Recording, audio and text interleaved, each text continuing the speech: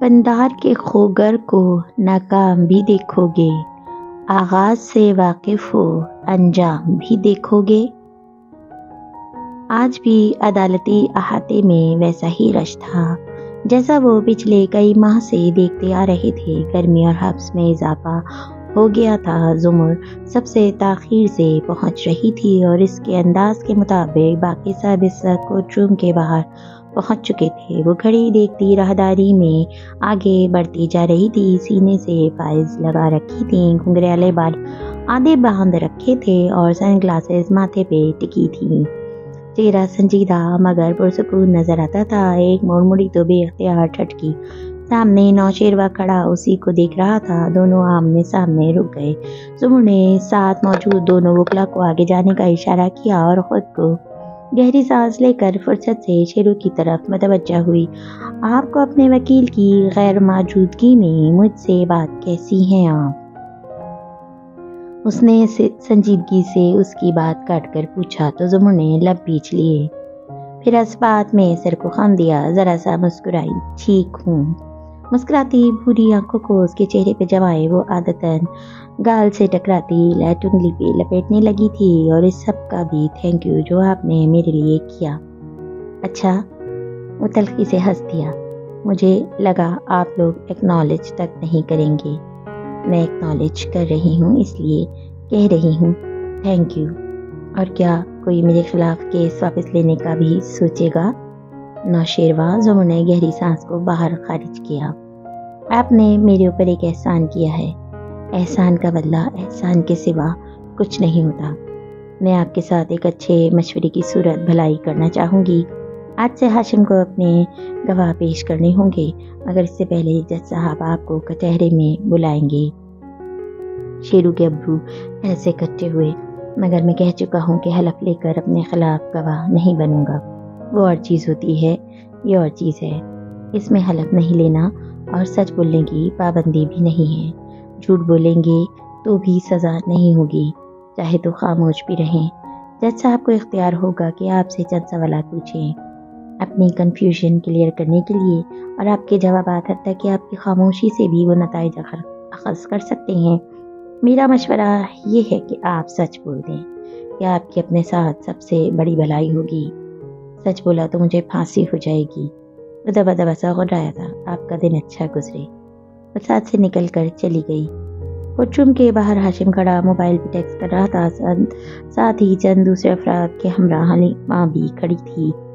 دفعتاً حلیمہ ہاشم کے قریب آئی اور آہستہ سے بولی، میرے اوپر جرح مسز زمر کریں گی، کیونکہ 5 روز پہلے جب اچانک پیشی ملتوی ہو گئی تھی اور اس دن میں گواہی نہیں دے سکی تھی تو آپ نے کہا تھا کہ مسز زمر اب مجھے کراس نہیں کر سکیں گی۔ اوہ سوری، اس نے پیشانی چھوئی، میں بتانا بھول گیا تھا۔ اس روز ہی تمہاری گواہی ہو جاتی، لیکن زمر نے اپنے کسی گواہ کو پیش کرنے کے لیے مہلت مانگ لی تھی، اور پھر میرا خیال تھا وہ کسی لمبے سفر پہ جانے والی ہیں، مگر اس نے افسوس سے گہری سانس لی، ایسا نہیں ہو سکا، اس لیے آج وہی تمہارے اوپر جرح کریں گی۔ وہ حشاش بشاش نظر آ رہا تھا۔ بات کرتے کرتے مڑا تو دیکھا زمر سامنے سے چلی آ رہی تھی۔ دونوں کی نظریں ملی۔ ہاشم مسکرا کے آگے بڑھا، مسز زمر، میں نے سنا تھا کسی حادثے میں پھنس گئی تھی، پھول بھجوائے تھے میں نے ہاسپٹل، آپ ٹھیک ہیں؟ وہ اس کا تر و تازہ چہرہ دیکھتے ہوئے ہلکا سا مسکرائی۔ مارنے والے سے بچانے والا زیادہ بڑا ہوتا ہے۔ گڈ، وہ نوز مسکرا رہا تھا، مگر مجھے مایوسی ہوئی کہ آپ نے پولیس میں رپورٹ تک نہیں کروائی۔ وہ ہلکا سا ہنسی، وہ کیا ہے نا ہاشم کے 5 سال سے رپورٹ کھیل کر اب تک گئی ہوں۔ اس دفعہ جس عدالت میں رپورٹ کروائی ہے نا، وہ زیادہ قابل بھروسہ ہے۔ آپ کا بھی دن اچھا گزرے۔ نرمی سے کہہ کر وہ آگے بڑھ گئی۔ وہ مسکرا کے سر جھٹک کے رہ گیا۔ جواہرات آج کورٹ نہیں گئی تھی۔ وہ کاردار گروپ آف کمپنیز کے ہیڈ آفس میں اپنے مصاحبین کے ساتھ ادھر ادھر چکر کاٹتی نئے احکام دے رہی تھی۔ گردن کا سریا واپس آ چکا تھا، لباس پہلے سے زیادہ شوخ رنگ کا ہو چکا تھا، لپسٹک زیادہ سرخ تھی۔ 2-3 معمولی سے ملازموں کو جاب سے فارغ کیا، 2-4 پہ کام کا زیادہ بوجھ ڈالا، کسی کو جھاڑا، کسی کو سراہا، اور ایک کو احساس دلا کر کے وہ واپس آ چکی ہے وہ اپنے آفس میں چلی آئی تھی اور اب گھومنے والی کرسی پہ ٹیک لگا کر بیٹھی مسکراتے ہوئے سوچ رہی تھی کہ اگلا قدم کیا ہونا چاہیے۔ کوئی فن ریزر منعقد کرے، کوئی گالا کہ جب وہ دونوں بیٹوں کے ہمراہ چاند سے کڑی ہو تو سائڈ میں اس کی مجری ہوئی دھاگ پھر سے بیٹھ جائے۔ مگر گالا کا تھیم کیا ہو، لیکن اس سے پہلے ایک معمولی سی پلاسٹک سرجری کروا لی جائے۔ وہ اب پہلے سے بھی زیادہ حسین دکھنا چاہتی تھی۔ اس نے ٹیبلٹ اٹھایا اور اسے چہرے کے قریب لائی، سر کرسی کی پشت سے ٹیک لگائے، انگلی پہ اسے پھیرنے لگی۔ چند ایک سرجریز کو کھوجا، پھر سوشل نیٹ ورک سیکھنے لگی اور تبھی ایک جھٹکے سے وہ سیدھی ہوئی۔ شیرنی جیسی بھوری آنکھیں پہلے حیرت سے اور پھر غضب سے پھیلی۔ اسکرین پہ کسی دعوت کی تصویر میں صاحبزادی صاحبہ بیٹھی دکھائی دے رہی تھی۔ اس کے چہرے کا نیم رخ واضح تھا۔ DSLR کی تصویر جہاں اس کی جلد کے ہر مسام تک کو دکھا رہی تھی، وہاں کان میں موجود زمرد اور ہیرے جڑے ایئرنگز بھی دکھائی گئی تھی، وہ جس پہ اپنی 2 انگلیاں پھیر رہی تھی اور جواہرات کی نظریں انگلی پہ پھسلی۔ ایک انگلی میں نیلا ہٹ بھرے ہیرے والی خوبصورت سی انگوٹھی دمک رہی تھی۔ ایک زیور ہوتا تو وہ کاپی کہہ سکتی تھی، مگر یہ 2 مختلف زیورات ایک ساتھ۔ نگار کے یہ زیور تو اس کی ملکیت میں تھے، مگر یہ صاحبزادی کے ہاتھ میں۔ جواہرات کے ہاتھوں سے ٹیبلٹ میز پہ لڑک گیا، وہ شلزدہ سی بیٹھی رہ گئی۔ احمد لب پڑا ہے اور پھر شیرنی کی آنکھوں میں غصے بھرے سرخی کو ابھرتے دیکھا گیا۔ احمد نے اس کی سب سے قیمتی متاع اس کی دشمن کو دے دی تھی، مگر کیا اس نے صرف یہی متاع دی تھی یا کچھ اور بھی؟ کوئی راز، کوئی بھید؟ وہ تیزی سے احمد کو فون ملانے لگی، مگر ریکارڈنگ نے خبردار کیا کہ مطلوبہ نمبر اب نہیں مل پائے گا۔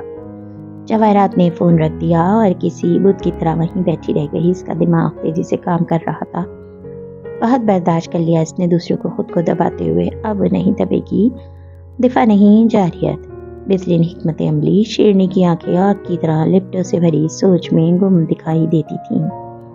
قبر عدالت میں واپس آؤ تو ہر شخص اپنی مخصوص نشست براجمان تھا۔ سعدی پہلی کرسی پہ بیٹھا تھا اور گاہے بگاہے دودھ پیچھے بیٹھے گول چشمے والے آدمی کو دیکھتا تھا، اور آج بھی خاموش تماشائی بنا بیٹھا تھا۔ جج صاحب کے سامنے ہاشم اور زمر قریب قریب کھڑے تھے اور وہ ناگواری سے کہہ رہا تھا، مسز زمر نے آج بھی اپنا آخری گواہ پیش نہیں کیا، نہ اس کی کوئی معلومات مہیا کی ہیں۔ کیا ابھی عدالت کا وقت یوں ہی ضائع کرتی رہیں گی یا ہم آگے چلیں گے؟ یور آنر، مجھے آخری گواہ کو پیش کرنے کے لیے وقت درکار ہے، اس نے کہتے ہوئے ایک نظر پیچھے بیٹھے سعدی پہ ڈالی، جس نے ندامت سے سر جھکا لیا۔ وہ ابھی تک ڈاکٹر مایا کو ڈھونڈ نہیں پایا تھا۔ آپ پہلے بھی کافی تاخیر کر چکی ہیں۔ بہرحال ہم کارروائی شروع کرتے ہیں۔ آپ ڈیفینس کے کلوزنگ آرگومنٹ تک گواہ پیش کر دیں گی تو میں قبول کر لوں گا، ورنہ یاد رکھیے مسز زمر، جج صاحب نے آئینہ کے پیچھے سے اسے دیکھتے ہوئے تنبیہ کی، اگر کاردار صاحب کی اختتامی دلائل تک آپ نے گواہ پیش نہ کیا تو عدالت یہی سمجھے گی کہ آپ تاخیری حربہ استعمال کر رہی ہیں۔ تھینک یو یور آنر، میں اس سے پہلے گواہ لے آؤں گی۔ اس نے تابعداری سے سر کو خم دیا۔ زمر کے گواہ مکمل ہو چکے تھے، اب ہاشم کے گواہان کی باری تھی۔ اس کے بعد اختتامی دلائل تھے اور پھر جج نے فیصلہ سنانا تھا۔ مزید آگے چلنے سے پہلے عدالت نوشہر و کاردار سے حلف کے بغیر چند سوالات کرنا چاہے گی۔ جج صاحب نے مصروف سے انداز میں حکم دیا۔ ہاشم نے شیرو کو اشارہ کیا، وہ اٹھا اور سپاٹ سے انداز میں کٹہرے میں آ کھڑا ہوا۔ زمر اب واپس جگہ پہ بیٹھی قلم انگلیوں میں گھماتی غور سے اسے دیکھنے لگی تھی۔ نوشہر، وہاں آپ 21 مئی کو کہاں تھے؟ جج صاحب اس کی طرف موڑے نرمی سے پوچھ رہے تھے۔ سر، میں دبئی میں تھا، وہ خشک سے انداز میں بولا۔ زمر سر جھٹک کر اپنے کاغذات پلٹنے لگی۔ کیا آپ نے سعدی یوسف کو گولیاں ماری تھی؟ نہیں یور آنر، یہ محض ایک بہتان ہے، میں تو اس وقت ملک میں بھی نہیں تھا۔ ہاں، میرا سعدی سے جھگڑا ضرور ہوا تھا اور کئی جھگڑے رہ چکے تھے، مگر گولی نیور۔ وہ اعتماد سے کہہ رہا تھا۔ سعدی بس چپتی ہوئی نظروں سے اسے دیکھ رہا تھا۔ اور سعدی کے اغوا میں آپ کا ہاتھ تھا؟ سعدی اغوا ہی نہیں ہوا یور آنر، مجھے یونیورسٹی کے پرانے دوستوں نے بتایا تھا کہ وہ شوال میں رہتا رہا ہے اتنا عرصہ، وہاں وہ دہشت گردوں کی تنظیم۔ وہ رٹے رٹائے انداز میں بولتا رہا۔ جب وہ کچہرے سے اترا تو بس ایک ملامتی نظر زمر پہ ڈالی اور واپس آ کر بیٹھ گیا۔ وہ اپنے فیصلے خود لے گا، اس نے ثابت کر دیا تھا۔ تو آپ یہ کہہ رہی ہیں کہ 21 مئی کو سعدی یوسف ऑफिस बिल्डिंग में नहीं आया था। हाशिम कटहरे में खड़ी हलीमा से जिस वक्त पूछ रही थी उस वक्त पिछली नशस्तों पे फारिस गाजी आकर बैठा। उसने शर्ट की आस्तीनें चढ़ा रखी थी और चेहरे पे संजीदगी थी। जी नहीं, वह नहीं आया था, हलीमा एतमाद से बोली। और इससे पहले मुतअद्दिद बार आपके नंबर से सादी को कॉल की गई थी, वो किस सिलसिले में थी? हाशिम पूछ रहा था। सुनी की पार्टी में सादी से मेरी मुलाकात हुई थी। वो चाहता था कि मैं इसकी मुलाकात अपने एक अंकल से कराऊं जो मिलिट्री इंटेलिजेंस में काम करते हैं और आजकल शवाल में तैनात हैं। तो आप कॉल्स मुझसे अपॉइंटमेंट लेने के लिए नहीं कर रही थी जैसे कि सादी ने कहा है, बल्कि मामला शवाल का था। शवाल इलाका है जो ज़रबे अज़ब के बावजूद आज भी दहशतगर्दों की जन्नत है और मीडिया रिपोर्ट्स के बरक्स वहाँ तालिबान का मुकम्मल कंट्रोल है। जी, अंकल से रब्ता नहीं हो पा रहा था और जब हुआ था तो उन्होंने मिलने से इनकार कर दिया। यही बताने के लिए सादी को कॉल की थी। इसने उल्टा मुझे भी अपने केस का हिस्सा बना दिया। वो नाखुशी मगर पूरे एतमाद से कह रही थी। हाशिम ने मुड़कर एक मुस्कुराती नज़र सादी की डाली और फिर योर विटनेस कहता हुआ वापस अपनी जगह पे आ गया। जुमर निशत से उठी तो पीछे बैठे फारिस ने पहलू बदला। इसके चेहरे पे फिक्रमंदी नजर आती थी। जुमर जिरा कैसे करेगी और क्या इसकी ज़हनी हालत में वो वलीमा पे किरदार कश ताबड़तोड़ हमले ठीक से कर पाएगी? कहीं वो गुस्से में टेम्पर लूज करके सब खराब ना कर दे। ऐसा सोच के रह गया फारिस। जुमर छोटे छोटे कदम उठाती, हाथ में चंद कागज पकड़े कटहरे के बिल्कुल सामने जा खड़ी हुई। हलीमा ने पूरे एतमाद से इसकी आंखों में देखा, गोया वो तैयार थी। सुबह हाशिम ने उसकी मिट्टी में चंद कॉफी बीन्स डाले थे और फिर से मुट्ठी बंद करने को कहा। ये तुम्हारा सरमाया है, जिरा में वकील तुम्हारी मुट्ठी खाली करवाने की कोशिश करेगा, मगर तुमने कोशिश करनी है कि कम से कम दाने गिने और ज़्यादा से ज़्यादा तुम्हारे पास महफूज रहें। और इस मिसाल से वो समझ गई थी। Thank you Halima. अदालत के साथ तावन करने के लिए मुस्कुरा कर गोया हुई। चमकदार भूरी आंखें हलीमा पे जमी थी। मगर मुझे आपसे एक गिला भी है। हलीमा इस नरमी की तवक्को नहीं कर रही थी, कदरे असबब से बोली। जी, इससे अच्छा ना कि मैंने आपको मुतअद्दिद बार कॉल्स की और मिलने की कोशिश की ताकि आपसे अपने भाई आपकी तरफ से कोई कहानी सुन सकूं, क्योंकि अभी तक तो मुझे सिर्फ सादी यूसुफ की तरफ की कहानी मालूम है, मगर आप मुझसे नहीं मिली। ये मेरा कानूनी हक है मैम। वो गर्दन कड़ा के बोली। ऑफ कोर्स ये आपका हक है। अरे नहीं, आप गलत समझी। आपका हक सल्ब करने की बात नहीं कर रही, बल्कि वो याद करके हल्का सा हंसी। एक केस में मैं खुद जब गवाह पेश हुई थी फारिस गाजी के खिलाफ, तो मैंने भी मुखालिफ वकील से बात करने से या मिलने से इनकार कर दिया था। मैं आपकी पोजीशन समझ सकती हूँ और मुझे कभी अच्छा नहीं लगता कि हम किसी लड़की को इस कटहरे में लाकर खड़ा करें। इसलिए मैं चाहूँगी कि आप बिल्कुल कंफर्टेबल हो जाएं। बस आपको मेरे चंद सवालात के जवाब देने हैं और फिर आप जा सकेंगी। हलीमा ने धीरे से इस बात में सर हिलाया। जुमर के पीछे हाशिम को देखने की कोशिश की, मगर जुमर ने जैसे ही इसकी निगाहों का रुख देखा, वो जरा दाएं तरफ सरकी, रास्ता ब्लॉक हो गया। हलीमा अब हाशिम को देख नहीं पा रही थी। मगर ये तो सच है ना कि मैं पहली दफ़ा आपसे इस केस के बारे में बात करने जा रही हूँ। जी, मगर हाशिम कारदार से कई घंटे तक आपने गवाही डिस्कस करके तैयार की होगी, तो आप बुरा तो नहीं मानेंगे अगर मेरे सवालात लंबे हो जाए, क्योंकि मुझे पहले वक्त नहीं दिया। आपने तो वो कमी भी तो पूरी करनी है ना। वो नरमी से समझाने वाले अंदाज में कह रही थी। हलीमा ने थूक निकली, फिर जरा दाएं तरफ हुई, मगर जुमर उसके साथ उसी तरफ से रख गई। रास्ता अभी तक ब्लॉक था। जी श्योर, वो मजबूरन बोली। आप ऑब्जेक्ट करें। नौशिरवा ने बेचैनी से हाशिम को मुखातिब किया, जो खुद भी कतरे चंबे का शिकार लगता था, मगर जवाब में शेरू को काट खाने को धड़क के इस बात पे कि वो शाइस्तगी से क्यों बात कर रही है। ओके, थैंक यू हलीमा, बस मैं आपके चंद मिनट लूँगी। वो मुस्कुरा के गोया हुई। मैंने सुना है आप बहुत काबिल सेक्रेटरी हैं और बहुत जाफिशानी से अपना काम करती हैं। जुमर तौसीफी अंदाज में शुरू हुई। जी, वो धीरे से बोली। और आप कभी भी छुट्टी नहीं करती, बीमारी की हालत में भी ऑफिस जाती हैं।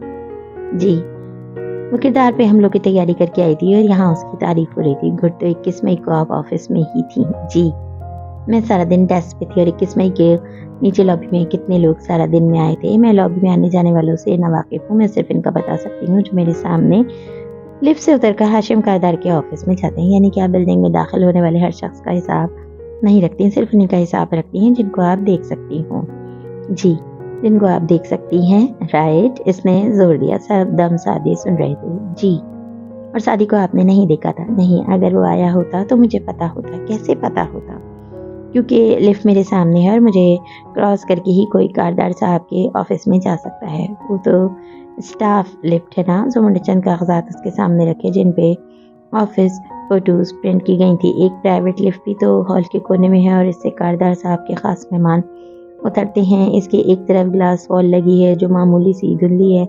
کیا یہ ممکن ہے کہ کوئی وہاں سے اترے تو آپ کو کراس کے بغیر سیدھا کاردار صاحب کے آفس میں چلا جائے؟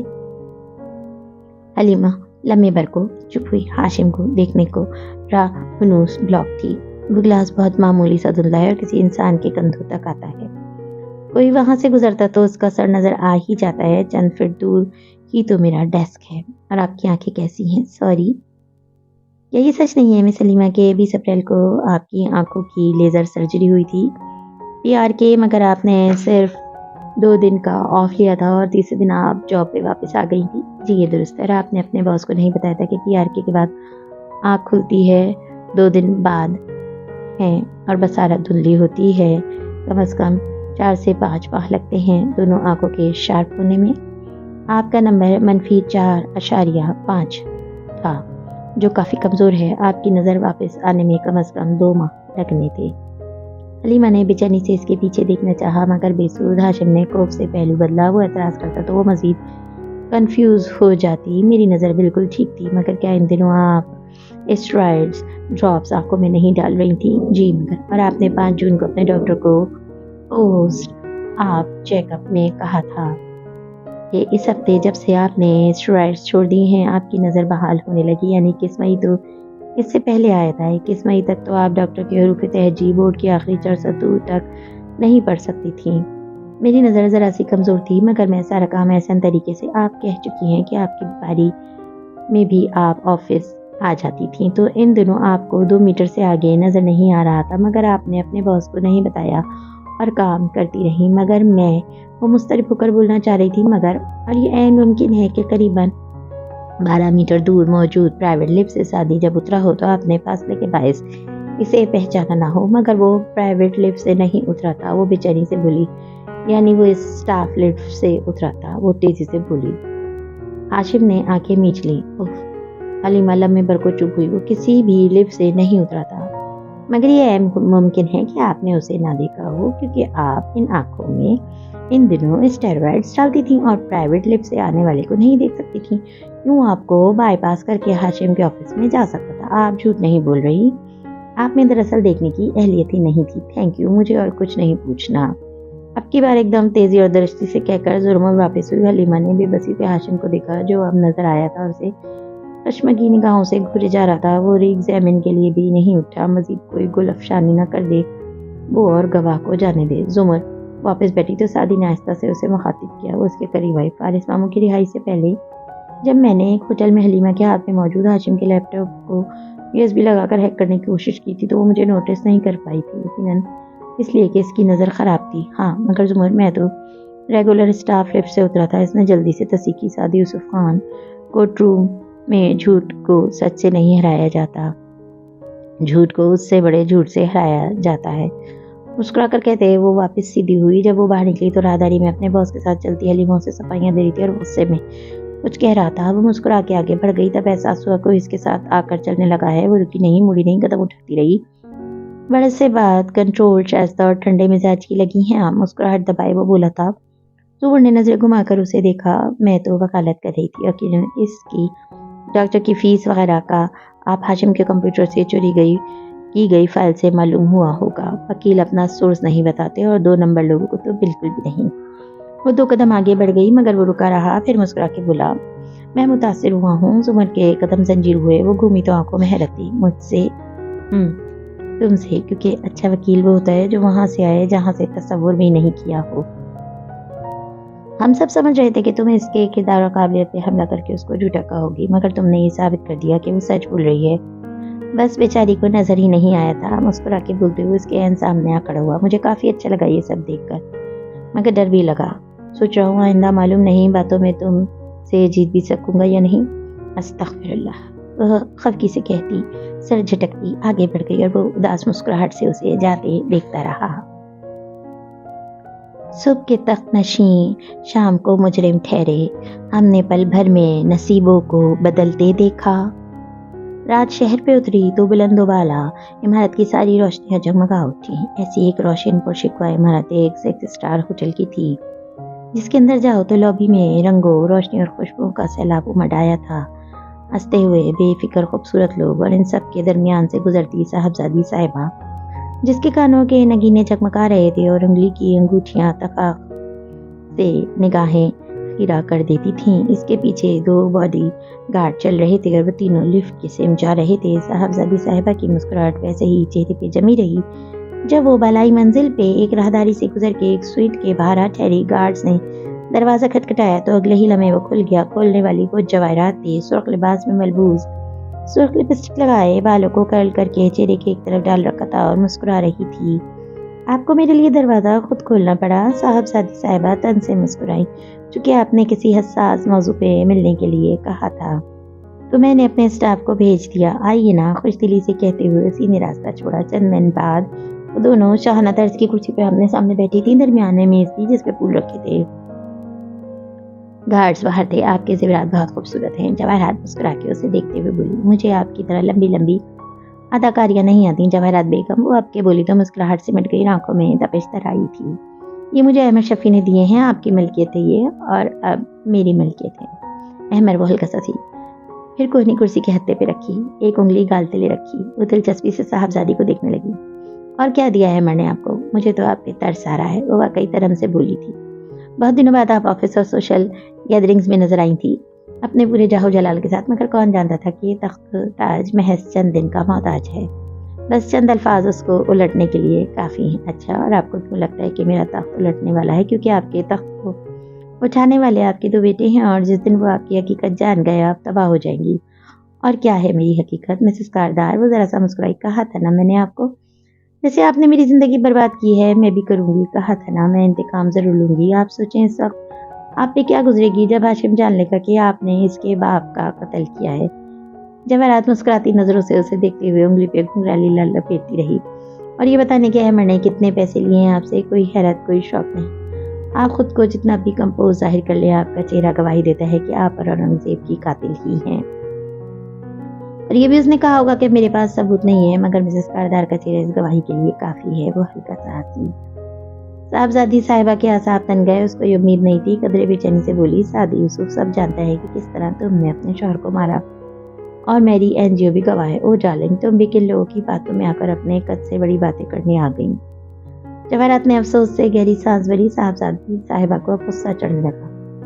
جس دن میں نے ہاشم کو بتا دیا نا وہ تمہاری جان لے لے گا، اس کی ضرورت نہیں پڑے گی، کیونکہ تمہارے ڈرائیور کو جو صبح چھٹی لے کر گیا ہے کل شام میں نے خرید لیا تھا، اور اس نے مجھے سب بتا دیا کہ کس طرح سعدی اور احمد نے اپنی جان بچانے کے لیے تمہارے ساتھ یہ جھوٹ بولا، اور تم بھی تم چلی آئی میرا تخت گرانے۔ یہ کہتے ہوئے جواہرات اٹھی اور ساتھ والے کمرے کا نیم دروازہ کھول دیا۔ صاحبزادی صاحبہ نے چوک کر گردن مڑی اور لمحے وہ سانس تک لینا بھول گئی۔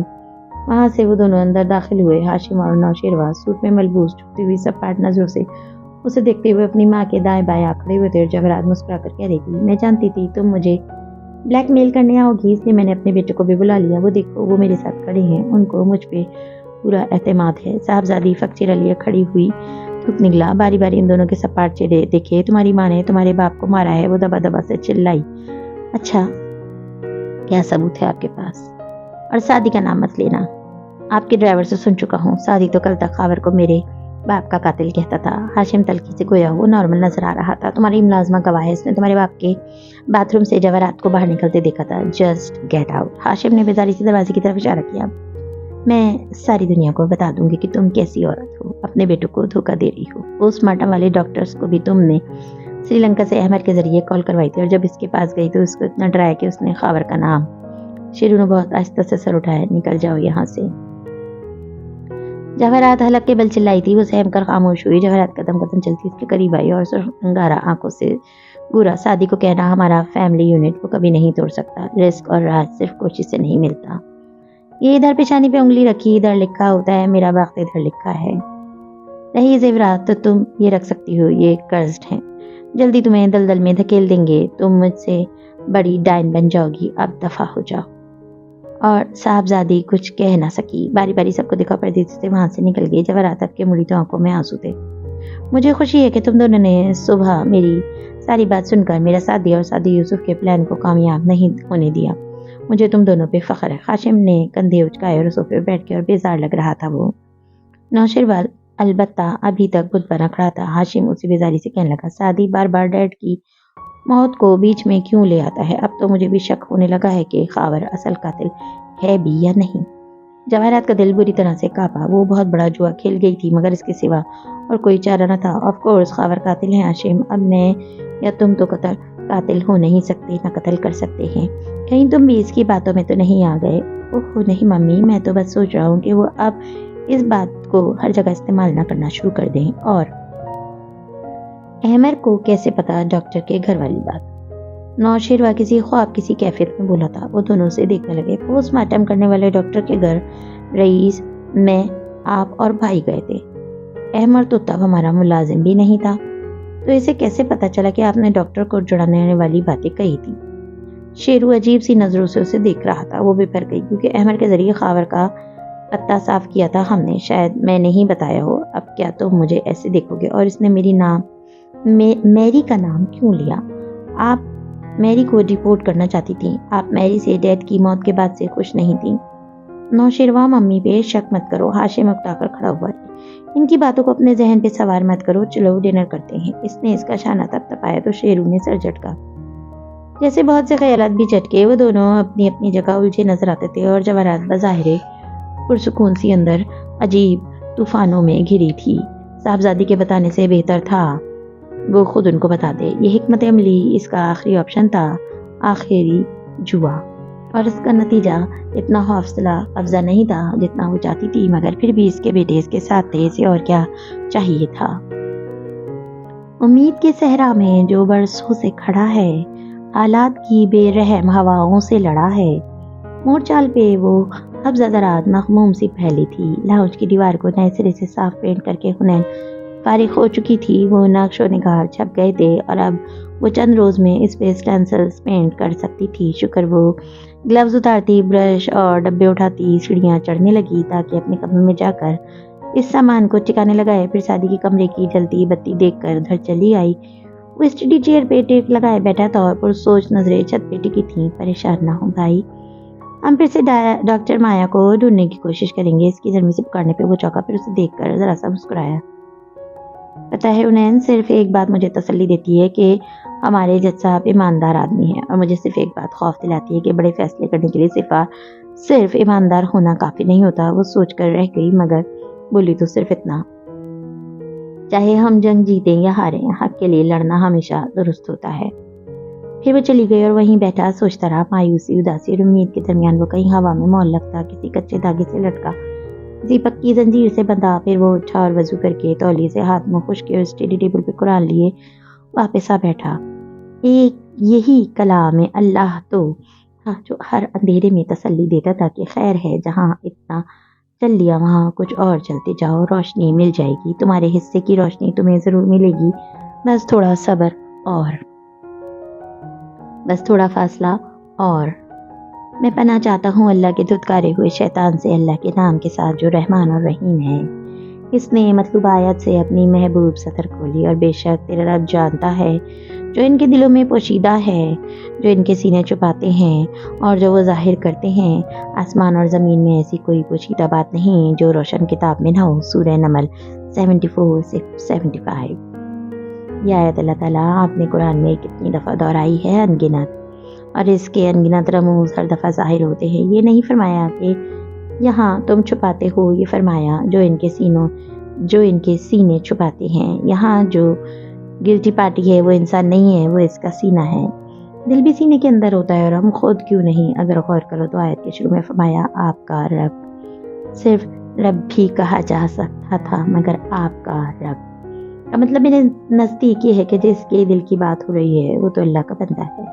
میں اور آپ ہم اللہ کے ہیں, اس لیے شاید اللہ تعالیٰ ہمیں رعایت دے دیتے ہیں, صرف صرف نظر کر جاتے ہیں ہماری غلطیوں سے, مگر یہ ہمارے دل ہیں جو بے قابو ہو جاتے ہیں. کبھی کمپلسیو لائرز کو دیکھا ہے، وہ بات بے بات بغیر سوچے سمجھے جھوٹ بولتے ہیں. ان کا دماغ ابھی سامنے والے کا سوال سمجھا ہی نہیں ہوتا کہ زبان جھوٹ بول دیتی ہے. تو یہ دل کیسے انسان کو بے بس اور مجبور کر دیتا ہے. جب ہم اس میں غلط خزانے بھرتے جائیں اور اس کو کسی شے کا عادی کر دیں، ہم غلط کام اس میں چھپاتے ہیں تو یہ عادی ہو جاتا ہے.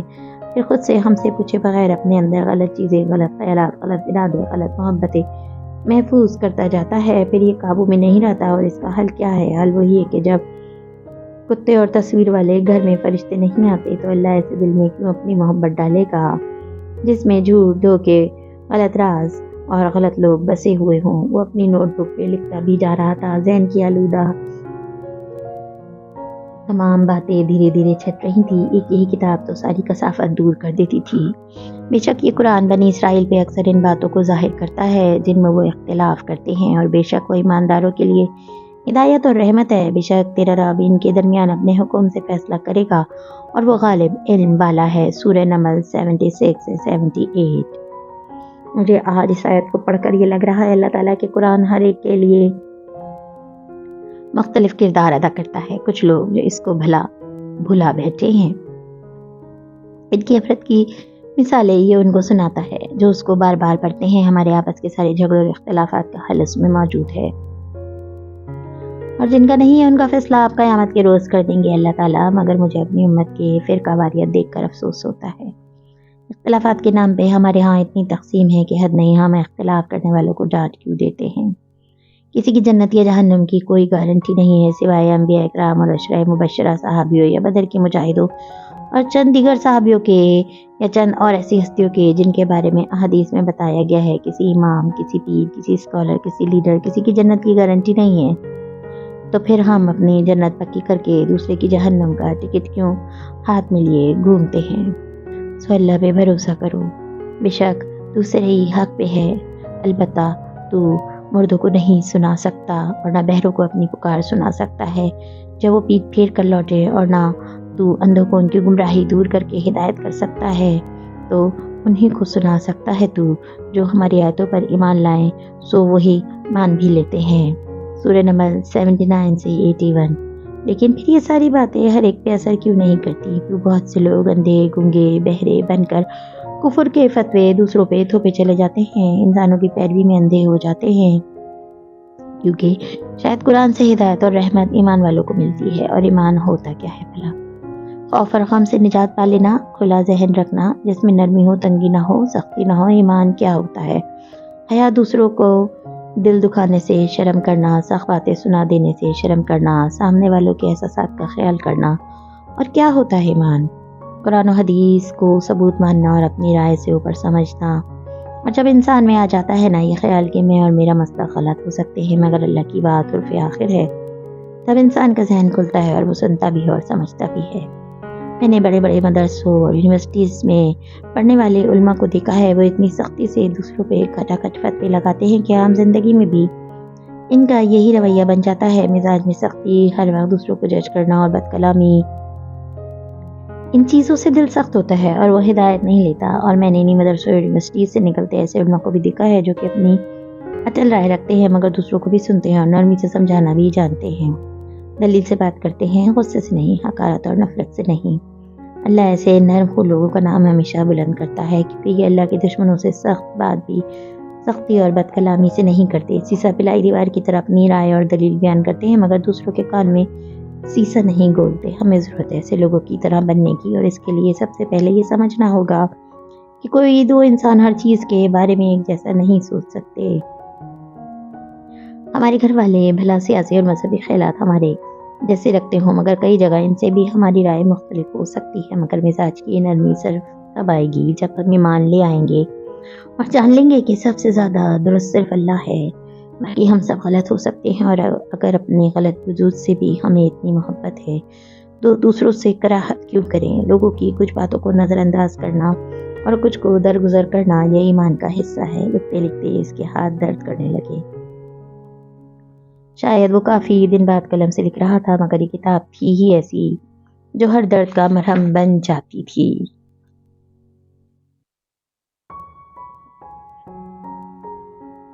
یہ نہیں تھا کہ درد نہیں ہوگا، بس ہر درد کے بعد سکون بھی مل جائے گا۔ اس نے قرآن کو ادب سے چوما اور بند کر کے رکھ دیا، پھر انگلیاں کھولنے بند کرنے لگا تاکہ سکون آئے۔ بھائی بھائی پرسکون ماحول کا بلبلہ ایک دم سے پھٹ گیا۔ حنین دھاڑ سے دروازہ کھول کے اندر داخل ہوئی، ہاتھ میں ٹیپ تھا اور چہرے پہ بلا کا افسوس۔ وہ آپ لوگوں کا دوست احمد شفیع کے بارے میں سوشل میڈیا پہ خبر دیکھی آپ نے؟ سعدی نے گہری سانس لی اور مسکرا کے اسے دیکھا۔ ہاں دیکھی تھی، ایک کار حادثے کے بعد ایک جلی ہوئی لاش ملی ہے جو اسی کے عمر کے بندے کی، اور اتفاق سے اس کے ساتھ جو احمد شفیع کے نام کا شناختی کارڈ، پاسپورٹ وغیرہ تھے وہ بالکل بھی نہیں جلے۔ انہا کا منہ حیرت سے کھل گیا۔ آپ کا دوست ہلاک ہو گیا اور آپ آرام سے بیٹھے ہیں؟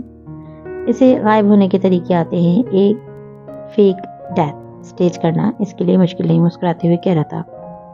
مگر ہو سکتا ہے یہ سب ڈرامہ نہ ہو، بلکہ اس کو مسز کاردار نے مروا دیا ہو۔ اسے فکر ہوئی، مجھے 90% یقین ہے کہ ایسا نہیں، کیونکہ اس نے مجھے کہا تھا کہ ولیم شیکسپیئر نے کہا ہے There are 3 ways for a person to disappear. The first is to die, the second is to lie, and the last is to be reborn. اسی طرح اس نے کہیں اور کسی نئے نام سے جہنم لے لیا ہوگا۔ انہوں نے گہری سانس لی۔ رہنا ہمیشہ کی طرح آخر میں بھی فراڈ ہی، یہ ڈائلاگ شیکسپیئر کا نہیں ہے، وکٹوریا گریسن نے ریونج میں بولا تھا۔ شاید آپ ٹھیک کہہ رہے ہیں، یہ بھی اس کا ایک فراڈ ہو سکتا ہے، لیکن اگر نہیں بھی ہے تو یہ میرے ایگزام والی بات ہاشم کو بتائی تھی نا، اس کا بدلہ ملا ہے اسے۔ نین بخفگی سے بولا، مگر وہ مزے سے کہتی باہر جا چکی تھی۔ وہ اسے پہلے ہی دن سے برا لگتا تھا۔ پہلی دفعہ جب اس نے حنین کو دیکھا تھا تو اسے اس کی خبر میں چھپی تصویر یاد آ گئی تھی اور لگ گیا تھا کہ اس کے بارے میں کھوج لگا لے کہ اس نے FSC میں ٹاپ کرنے کے باوجود انجینئرنگ کیوں نہیں پڑھی۔ وہ اس کا سیاہ راز تھا اور اسی لیے اس احمد شفیع سے وہ شدید غیر آرامدہ محسوس کرتی تھی، مگر اب نہ وہ راز غیر آرامدہ کرتا تھا نہ وہ فراڈ ان کی زندگیوں میں رہا تھا۔ ویسے بھی اسے کل سے ڈرائنگ روم کی پینٹنگ بھی شروع کرنی تھی، تو آج رات گوگل کے آئیڈیاز کے نام بس وہ صرف سوچتی گئی آگے کی جانب۔ عجب سوال کیا، آندھیوں نے پتوں سے شجر سے ٹوٹ کے گرنا، بتاؤ کیسا لگا؟ بہت دن بعد آج سرے شام ہی بارش شروع ہو گئی تھی، اوپر سے جیسے پانی کی کھال گرا دیے گئے تھے۔ پہاڑی علاقے کی اس بل کھاتی سڑک کے اوپر چوٹی پہ بنے پتھروں کے گھر کی کھڑکیوں پہ بوندیں تڑا تڑ برس رہی تھی۔ باہر مئی کے باوجود ٹھنڈ ہو چکی تھی۔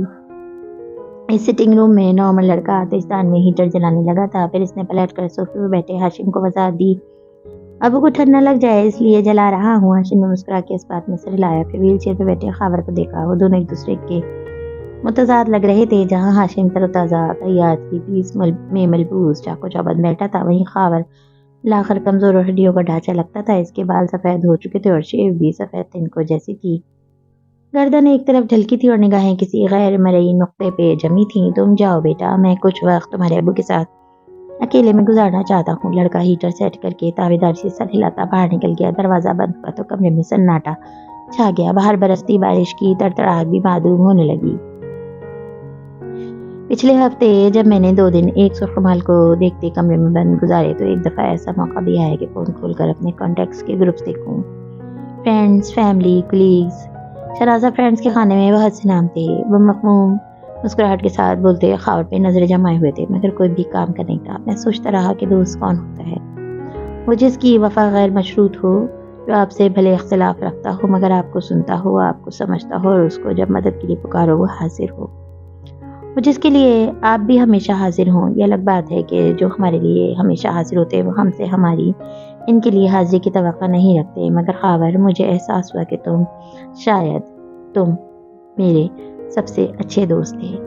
بوندیں تڑتڑ شیشیوں سے ٹکرا رہی تھی۔ خاور کی آنکھیں اوپر کہیں جمی تھی، جسم سے نالے لگی تھیں اور وجود میں ذرا سی جنبش نہ ہوئی تھی سوائے پلکیں جھپکنے کے۔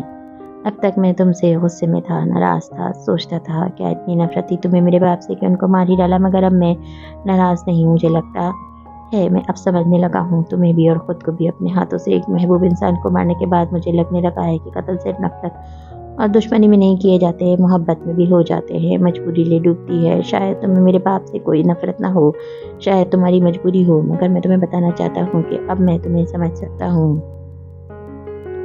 وہ اداسی سے کہہ رہا تھا، لبوں پہ مسکراہٹ فنوس قائم تھی۔ خاور اسی طرح ایک طرف دیکھی گیا۔ مجھے آج کہنے دو، میں تمہیں مس کرتا ہوں۔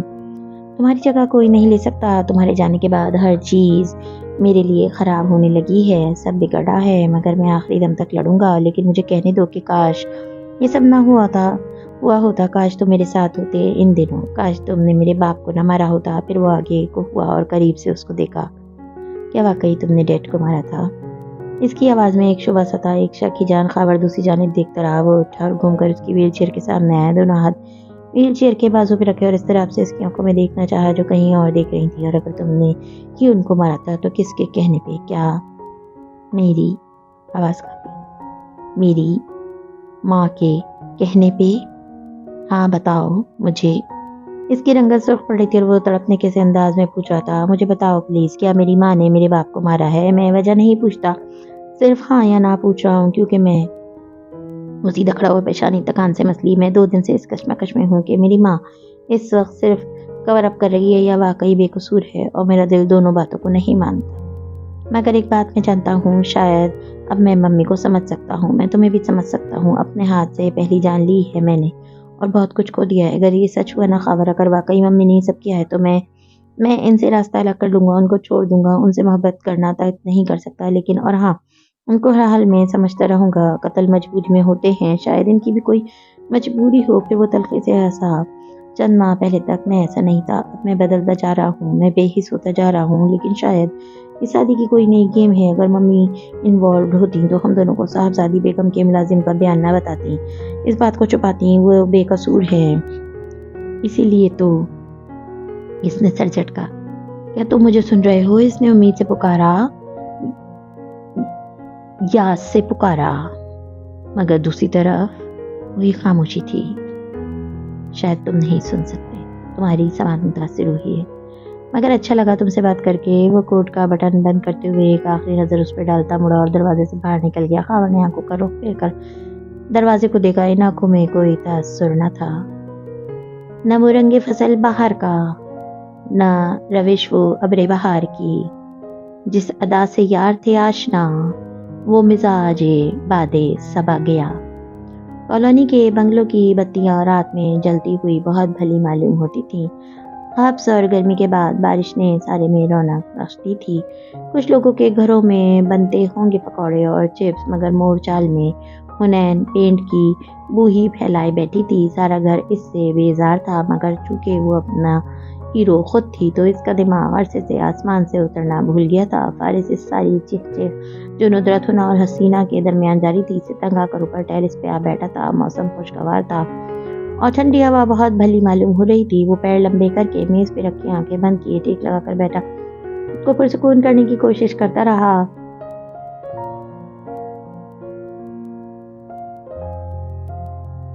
نوک آواز پہ چوک کر آنکھیں کھلی، زمر اس کے سر پہ کھڑی تھی، سبز رنگ کے لباس میں گھنگریالے بال آدھے باندھے، وہ کھلی سی لگ رہی تھی، ساتھ میں بھاپ اڑاتی چائے کا مگ بھی بڑھا رکھا تھا۔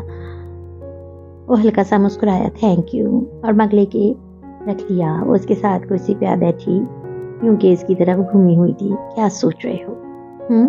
کچھ نہیں، فارس نے سر جھٹکا اور مگ ہونٹوں سے لگا لیا، اور میں چاہتی ہوں کہ تم کچھ سوچو بھی نہیں۔ وہ چوکا، کیوں؟ زمر اس کی جمی بھوری آنکھوں میں فکر مندی دکھائی دیتی تھی۔ خود کو تم پریشان مت کرو، مت تکاؤ، گلٹی فیل مت کرو۔ آبدار کے ساتھ جو ہوا اس میں تمہارا قصور نہیں ہے، وہ نرمی سے سمجھا رہی تھی۔ فارس ہلکا سا مسکرایا، پھر کس کا قصور ہے؟ ہاشم کا، اس کے باپ کا، وہ لوگ ذمہ دار ہیں، تم نہیں۔ مگر میں نے اس کو استعمال کیا تھا زمر، یہ سوچے بغیر کہ وہ مشکل میں پڑ سکتی ہے۔ تم نے سری لنکا تک اس کو استعمال کیا تھا، وہاں تو وہ مشکل میں نہیں پڑی نا۔ جس مشکل میں تمہارا ہاتھ نہیں، تمہاری نیت نہیں، اس کے لیے دل بھاری مت کرو۔ اچھا، کوشش کروں گا۔ وہ زخمی سا مسکرا کے گھوٹ بڑھنے لگا، اور یہ سب مت سوچو جو سوچ رہے ہو، میں جانتی ہوں کہ کیا سوچ رہے ہو۔ تم ضبط کیے بیٹھے ہو اور چاہتے ہو ایک ہی وقت میں جا کر ان سب کو مار ڈالو۔ آبدار اور میرے ساتھ جو ہوا اس رات، اس کے ذمہ داروں کو سزا دینے کا مت سوچو فارس۔ وہ اس کے کندھے پہ ہاتھ رکھ کے اسے سمجھا رہی تھی۔ وہ چپ چاپ چائے پیتے سننے گیا۔ میں جانتی ہوں تم فرسٹریٹڈ ہو، بہت چپ رہنے لگے ہو، تمہیں یہ ساری بھڑاس ان لوگوں پہ نکالنی ہے، مگر میں چاہتی ہوں تم درگزر کر جاؤ۔ معاف کر دو، نہیں تو صبر کر لو، ہمارا کیس عدالت میں ہے، ہمیں وہ جیتنے دو، اور پھر میں تو ٹھیک ہوں بالکل۔ تم ٹھیک ہو نا؟ اس نے نرمی سے پوچھا۔ اس نے مسکرا کے اس بات میں سر ہلایا. اس وقت نہیں تھی, شوق میں تھی, شل تھی, مگر اب ٹھیک ہوں. وعدہ کرو تم کچھ نہیں کرو گے ان کی خلاف. اوکے, میں کچھ نہیں کروں گا. اس نے آخری گھوٹ پیا اور قابو سے تھما دیا. زمر نے مشکوک نظروں سے اسے دیکھا. اتنی شریفانہ شکل بنا کر جب حکم مانتے ہو تو مجھے پتہ نہیں کیوں یقین نہیں آتا. تمہاری سوچ ہی خراب ہے اور تمہاری نیت. وہ کر رہا. اچھا بھلا میں تیسری شادی کرنے کے قابل ہو رہا تھا. پچھتا رہا ہوں کہ کیوں بچانے گیا تمہیں سچ میں تیسری شادی کا اتنا شوق ہے یا صرف میرے سامنے بنتے ہو؟